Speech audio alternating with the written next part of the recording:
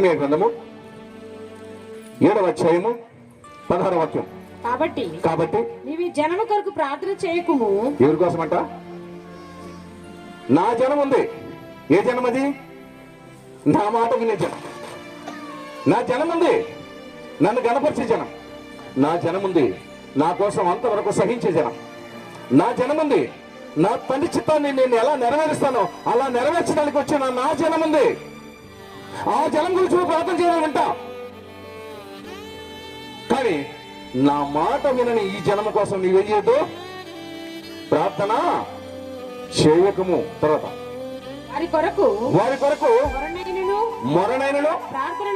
ప్రార్థనైనను చేయకము. నన్ను బతిమాలు కొనుకము. నేను నీ మాట వినను. పో. వింటావా?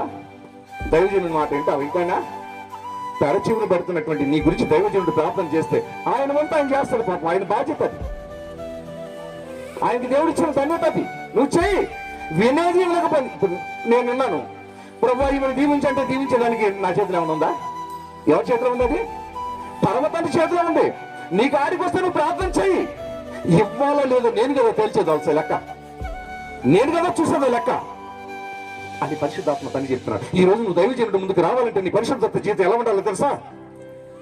పవిత్రమైన పెదవులు, పవిత్రమైన జీవితం, పవిత్రమైన మనసు, పాపములైన జీవితంతో వచ్చి దాసుని దగ్గర వచ్చి నీ వినపం చెప్తే నీ పక్షాన ఆయన మొర పెట్టుకుంటాడు. అప్పుడు ఆయన మొర విని నిన్ను కరుణిస్తాడు. మనం వింటామా? మనం వినం. అందుకు ఆయన అంటాడు, పాపం యెషయా గ్రంథానికి వెళ్తాడు, 65వ అధ్యాయంలో 2వ వాక్యం చెప్తాడు. తమ ఆలోచనలు, ఎవరి ఆలోచనలు? నా జనులు అయితే ఎవరు ఆలోచన చేస్తారు? నా జనులు నా ఆలోచన చేస్తారు.